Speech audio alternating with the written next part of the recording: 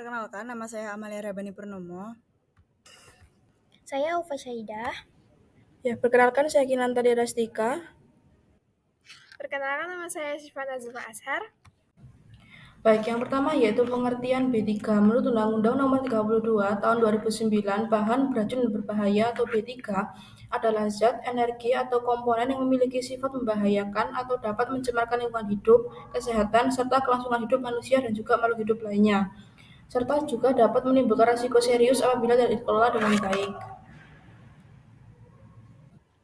Baik, yang selanjutnya yaitu karakteristik B3 ada 9. Yang pertama yaitu pengoksidasi atau oxidizing.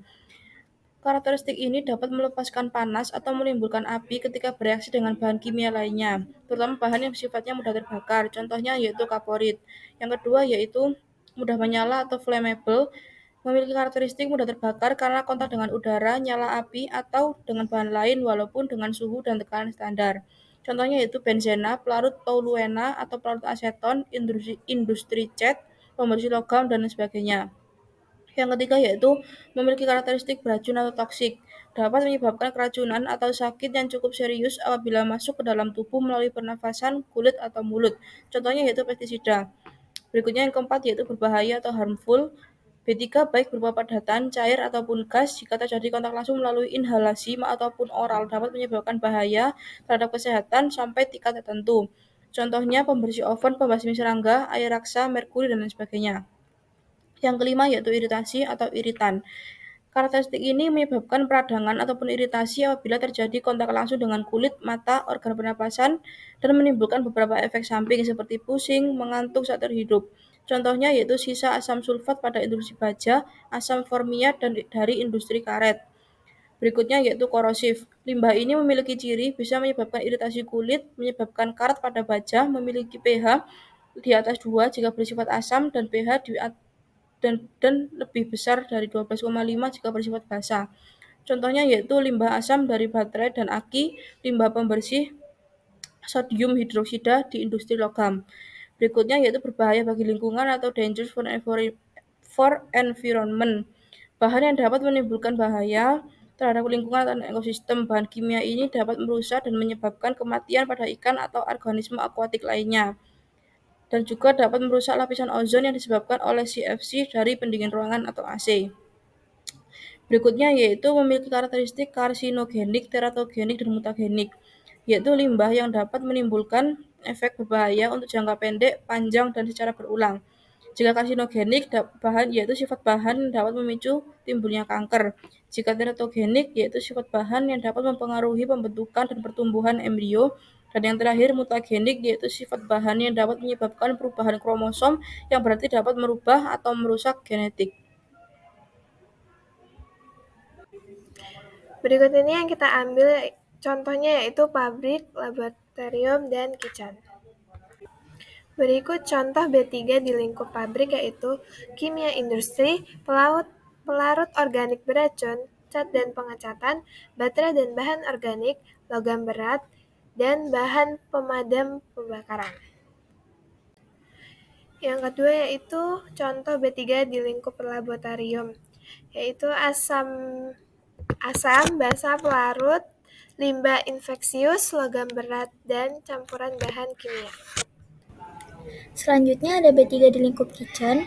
Jadi pada umumnya kitchen ini merupakan suatu tempat untuk menyimpan, menyiapkan bahan makanan sehingga dapat diolah sebagaimana makanan tersebut dapat disajikan sesuai dengan standar yang dapat dikonsumsi. Namun di kitchen juga kita dapat menemukan bahan-bahan beracun dan berbahaya. Contohnya ada di kategori cairan pembersih. Ini meliputi cairan pembersih oven, kemudian cairan pencuci piring, kemudian ada cairan pembersih lantai, selanjutnya ada kaporit atau desinfektan, kemudian ada pemutih, soda caustic, kemudian minyak tanah, asam cuka ini biasa digunakan untuk memasak atau untuk makanan, namun apabila ia terkena tangan itu bisa menimbulkan iritasi. Kemudian ada spiritus atau alkohol, gas LPG, amonia, talenan plastik. Talenan plastik ini dia berisiko membawa kontaminan untuk makanan. Biasanya kan kalau kita menggunakan pisau untuk memotong-motong itu ada resiko dia bahannya itu terikut. Kemudian ada aluminium foil, panci anti lengket ini apabila dia bahan anti lengket yang lapisan anti lengketnya itu sudah terkelupas itu dapat membawa kontaminan dan itu berbahaya untuk tubuh. Selanjutnya ada bahan tambahan pangan yang biasanya itu dipersalahgunakan, yaitu adalah formalin, boraks, dan pewarna-pewarna tekstil. Kemudian di sini ada studi kasus yang akan kami bahas. Yang pertama itu kasus penjualan minyak goreng bekas hotel kepada PKL. Nah, jadi permasalahan di sini tuh minyak goreng yang dipakai di hotel yang sudah bekas pakai itu dijual lagi kepada PKL. Nah, meskipun dikatakan bahwa minyak yang digunakan itu masih 2 kali pakai, tapi tetap saja minyak yang diperjualbelikan itu telah mengalami penurunan mutu. Nah, dari sini itu dapat disimpulkan bahwa pihak hotel melakukan tindakan ilegal tanpa sepengetahuan Dinas Kesehatan dan Badan BPOM. Kemudian penanganan kasusnya itu jadi di sini pemerintah Provinsi Nusa Tenggara Barat di bawah koordinasi Asisten 2 membentuk tim koordinasi untuk menertibkan praktik ilegal tersebut. Selanjutnya Dinas Kesehatan turun ke lapangan untuk melakukan razia ke sejumlah hotel dan pedagang yang terlibat. Yang terakhir, setiap hotel dan restoran diharuskan untuk memiliki label halal atau sertifikasi halal. Baik, selanjutnya merupakan pengolahan limbah B3. Pengolahan limbah B3 adalah proses mengubah jenis, jumlah, dan karakteristik limbah B3 menjadi tidak berbahaya atau tidak beracun, serta melumpuhkan limbah B3 sebelum ditimbun dan dapat digunakan kembali. Berdasarkan Undang-Undang Nomor 32 Tahun 2009, pengelolaan limbah B3 adalah kegiatan yang meliputi pengurangan, penyimpanan, pengumpulan, pengangkutan, pemanfaatan, pengolahan, dan atau menimbun. Baik, selanjutnya merupakan pengelolaan B3. Yang pertama ada identifikasi limbah B3, yang kedua adalah meminimalisasi limbah B3, ketiga penyimpanan limbah B3, keempat pengumpulan limbah B3, kelima pengangkutan limbah B3, keenam pemanfaatan limbah B3, ketujuh pengolahan limbah B3, dan yang terakhir adalah penimbunan limbah B3. Nah, kemudian kami mengambil studi kasus pada PT Holcim Indonesia. TBK Narogong Plant ini merupakan pabrik semen.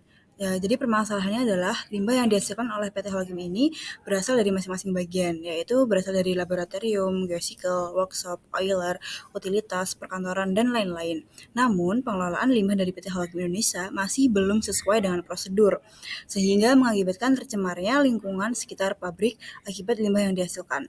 Kemudian penanganan kasus adalah pengelolaan limbah B3 yang dapat dilakukan oleh PT Holcim Indonesia (TBK) untuk mengurangi pencemaran dan kerusakan lingkungan sekitarnya, meliputi operasi pengurangan, pengemasan, dan pewadahan, penyediaan simbol label, penyimpanan, pengangkutan, dan penggunaan.